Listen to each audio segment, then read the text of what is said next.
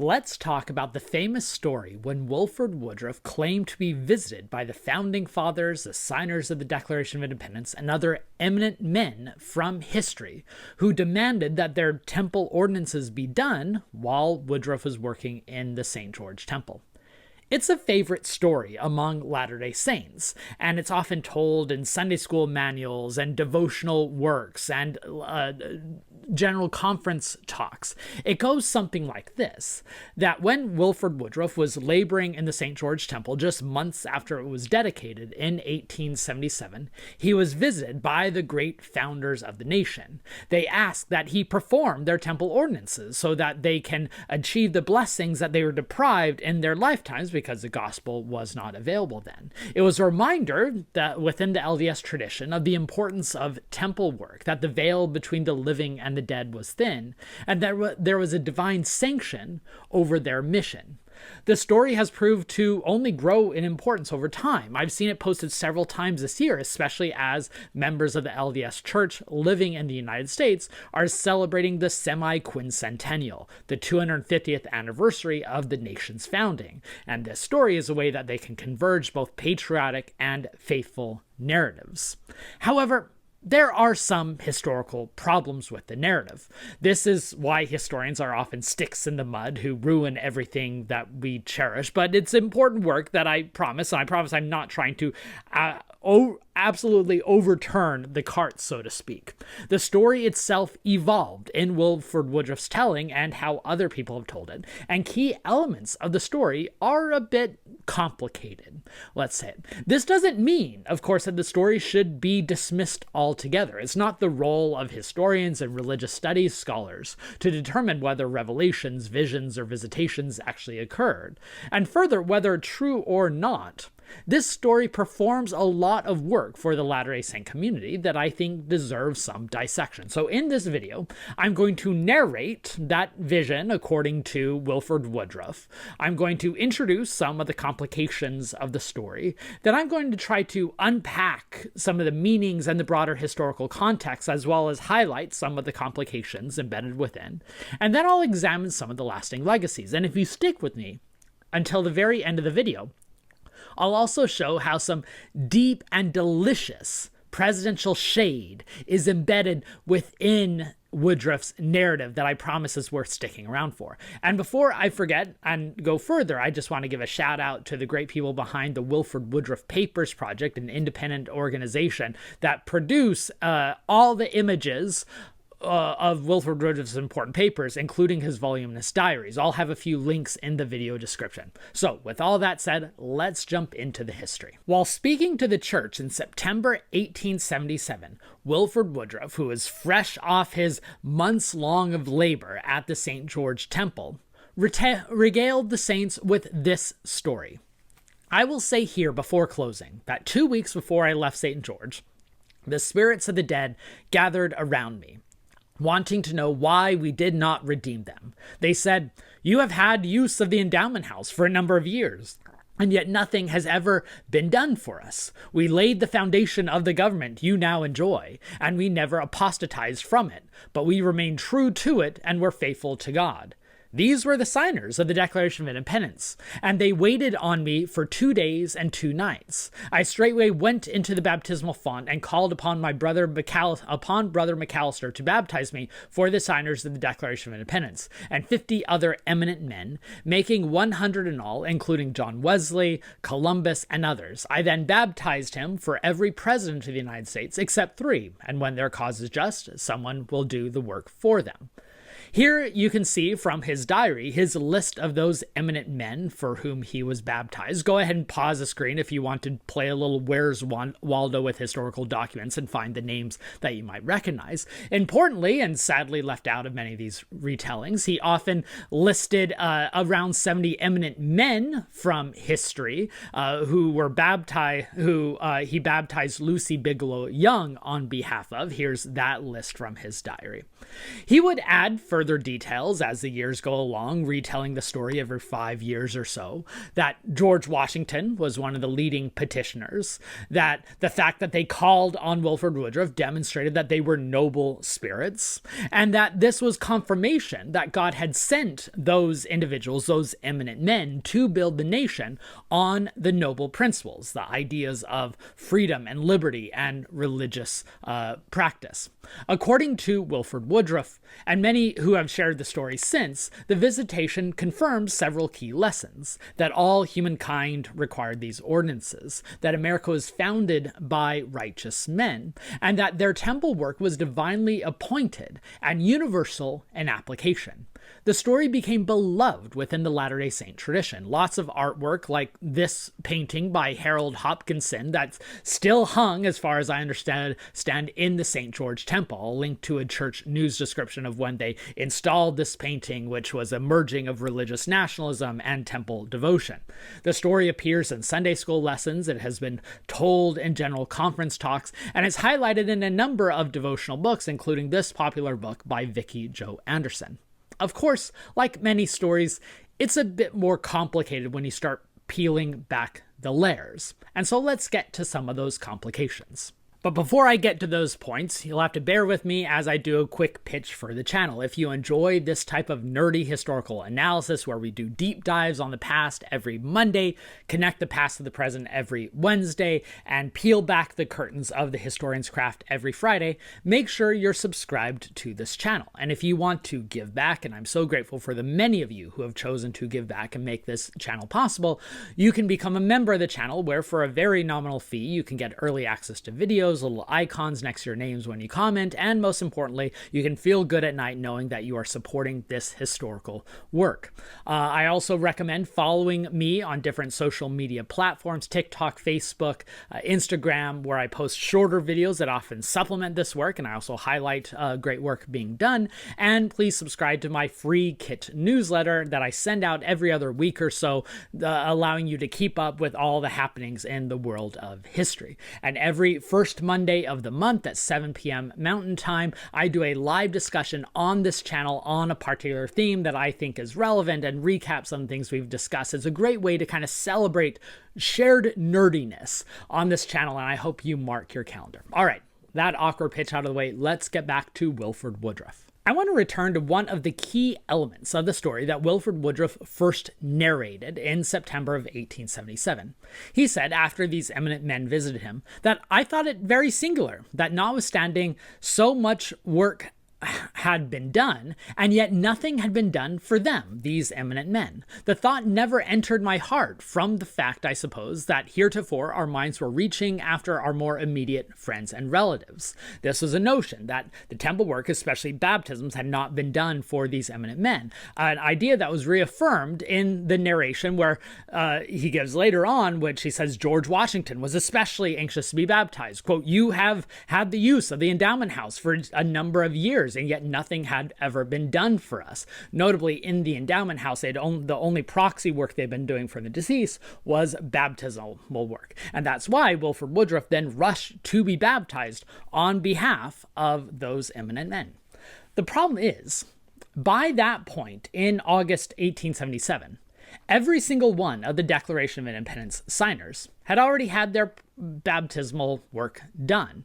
Washington was first subject to a proxy baptism in May of 1843, just, a couple of years after the practice was instituted. And there are at least 3 other times in Nauvoo alone when someone was baptized on behalf of George Washington.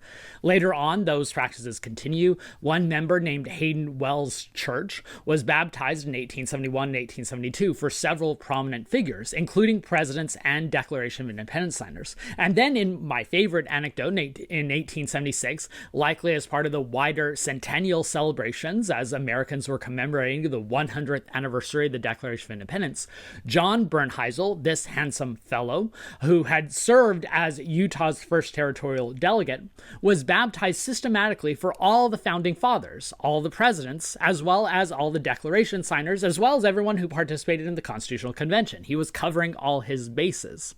So, in other words, all those people who, in Woodruff's account, were begging to have their baptismal work done, their work had already been done. And there are other complications about the origins of Woodruff's story. His diary, which was very detailed. You've probably all heard of the voluminous nature of Woodruff's exhaustive diary, which included plenty of visions and visitations. He was not hesitant to write those down. It does not say anything about the visitation of the eminent men in August. On the early part of the month, it talks about how he's researching history. He's thinking about broadening the scope of who they will do baptismal work for. And then on August 19th, he recorded that he was, quote, preparing a list of noted men of the 17th and 18th century. He also, at that point, made the list of eminent women, many of whom were wives of the eminent men, but others were prominent authors in their own right. Now, the independent scholar Brian Stewie, in a wonderful article that I'll link to in the video description and shout out at the end of this video, was able to track down the source of this list of men. It was a 2-volume work by Evert Duikwink, I probably butchered that name, titled Portrait Gallery of Eminent Men and Women of Europe and America. Here is that 2-volume series. He feels pretty confident about that, and I found it convincing, because the name order, the dates, the birthplaces, the missing information all align quite clearly. So we can see an evolution in Wilford Woodruff's telling concerning this eminent men story. In early August, he's doing research on eminent men, including from a book that has eminent men in the title. And he's also considering who he should do baptisms for. On August 21, he starts performing baptisms for those individuals. And then in September, he starts narrating the story, although instead of being the product of research, where he gets a name, it's a visitation, and that the ordinances were prompted by that divine vision rather than personal research. And then the story gets further fleshed out in the ensuing years, like many stories do. Now, again, I'm not interested in disproving whether this vision happened. That's well above my pay grade as a historian. And some faithful narrators and proponents have argued that, well, Wilford Woodruff might have had a vision and then he did research on the men who visited in the vision. And sure, that's possible. Others have emphasized that when the eminent men arrived, they were pleading for their endowments or other temple works, not just their baptismal work, which had already been done, which might fit the story, although notably that doesn't seem how Wilford Woodruff was narrating it, where he emphasized the baptismal component. And there are other explanations, like maybe there was poor records, or maybe it was a dream that he then interpreted, yada, yada, yada. Again, it's not the historian's case to try to prove or disprove that vision. Have at it in the comments if you want. What is the job of the religious studies scholar and the historian is to unpack the cultural meaning. We approach these stories not as an if, but a how and a why, similar to the first vision. So let's do that. Let's talk about the type of work being performed by Woodruff's vision recitation. Whether the vision happened or not, it meant a lot to Latter-day Saints, and I think it's important for us to unpack those meanings. First, it reaffirms the importance of proxy work for the dead. Remember, the St. George Temple, just completed, in which Woodruff claims this vision, was the first temple to be completed since Nauvoo. The Saints had had the endowment house in Salt Lake City, but this is the first new temple, and they are raising awareness of this work. And the story goes across to emphasize that, look, the deceased are begging for us to go do the work on their behalf. They are trying to construct a temple-going and ordinance-reforming people. The story also reflects the broadening of the scope and horizons. Woodruff's own narrative emphasizes that before that point, they had mostly thought about close relations and friends and ancestors. And now they're thinking, well, maybe we need to have to do it for everyone. And that broadening scope was crucial to how temple work then evolved since then. And though not a core part of the original teachings, this story would eventually be used to emphasize that it's not enough to just be baptized on behalf of the deceased. We have to do all the temple ordinances for the deceased. Third, this is a form of founders worship, this convergent of Christian nationalism that I and many others have pointed out in the past, emphasizing that the founders were righteous men, and the type of celebration of the founding figures, especially the signers of the Declaration of Independence, that was common in America around 1876-77 as the nation was celebrating the centennial of the Declaration and the American Revolution. But I think fourth, this celebration of the founders is also taking a bit of a partisan tinge, because The Mormons were basically at war with the federal government at this time over the practice of polygamy. They were arguing that polygamy was protected as a religious right, part of America's promise of religious liberty, which they saw as a constitutional matter. And just earlier that year was when the Reynolds v. United States Supreme Court decision was made, which confirmed that the Latter-day Saints might have the right to believe what they want, but not the right to practice what they want, something that Latter-day Saints argued was a betrayal of the founding principles of the United States. And in this vision, Wilford Woodruff is drafting the American founders to their side of the battle. I think it's notable that in his telling, he has George Washington and others saying that we have not apostatized from the founding ideals upon which this nation was created. And of course, the corollary is that the existing presidents had apostatized from those founding ideals. So while the contemporary American government was against the Latter-day Saints, this story is drafting the founders of the United States on their side. So in short, I think this story meant a lot to Latter-day Saints in religious, temple, partisan, and historical senses. I think it's also important in the wake of Brigham Young's loss, who just died weeks before the narration of the story, to emphasize that these presidents, these apostles, or Wilford Woodruff was an apostle at the time, he'll become a prophet a decade later, that those apostles are still called of God, continuing on the mission, even after their line of the Lord had passed away. And then there's the presidential shade that I promised you at the beginning of the video. You'll remember when Wilford Woodruff noted that he went out and was baptized on behalf of all the presidents, he said, except for 3. And when their cause is just, they'll have their work done for them as well. Well, who are the 3 presidents whose work wasn't done? One was Ulysses S. Grant. He was still alive, so obviously he wasn't eligible for the proxy work yet. Second was James Buchanan. You'll remember James Buchanan was the president who called a federal army to march out to quell the Mormon insurrection in 1857, prompting the Utah War, what Latter-day Saints refer to as Buchanan's blunder. So it makes sense why he wasn't called. But I want to emphasize the third example, which shows a 3-decade-long grudge within the Latter-day Saints.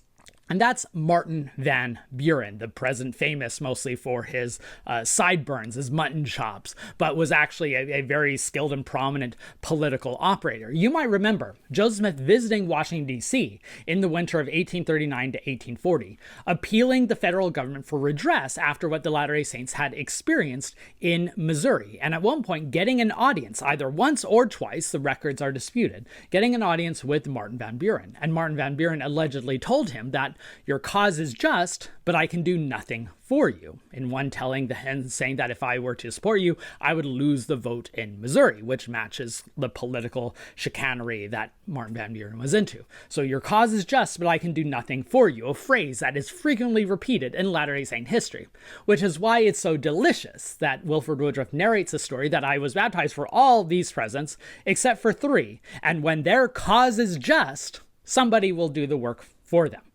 That is just a decades-old grudge that shows that Wilford Woodruff does not forget. I hope you found this video useful. If so, make sure to hit the like button and share with others so we can broaden the conversation.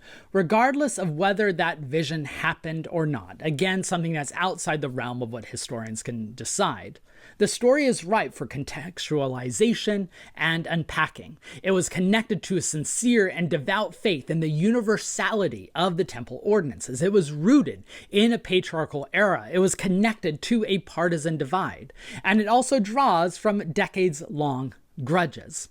If you want to learn more about this fascinating story, there's a few sources I strongly recommend. One is Brian Stewie's wonderful article published in the Journal of Mormon History a couple decades ago titled Wilford Woodruff's Vision of the Signers of the Declaration of Independence. Another was a blog series done by the independent historian Amy Theriot titled Eminent Women of the St. George Temple, where she unpacks the women who are included in Wilford Woodruff's list. That was at the blog Keep a Pitchin' In. And also I recommend going to check out the original documents, which you can find at the Wilford Woodruff Papers Project. All those links are in my video description. I think this subject, this story, is so fascinating and a great example of how historical work can be done, and a reminder that historical work is still relevant now. I hope you thought likewise.